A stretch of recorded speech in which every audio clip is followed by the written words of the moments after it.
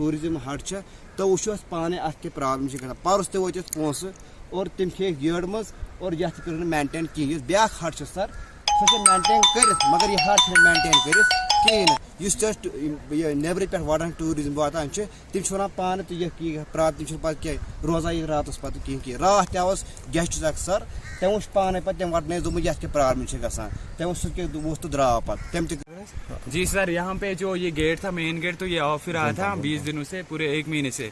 तो कल से ये ऑन हो गया तो कस्टमर को बहुत प्रॉब्लम हो रही थी। वो ऊपर जा रहे थे और अंदर पार्क में नहीं आ रहे थे, और नीचे से भी इसको बहुत टाइम लगता है, आधा घंटा लगता है नीचे से आने से।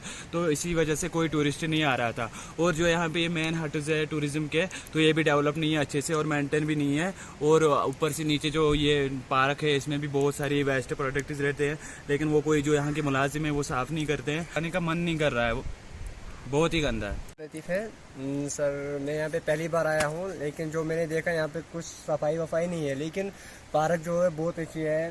दिल कर रहा है इसके ठीक नहीं है सर, रूम्स भी उतने ठीक नहीं है सर, ट्रेंचेस भी ब्लॉक है, बहुत सारी प्रॉब्लम है यहाँ पे, मेज वाटर की प्रॉब्लम होती है।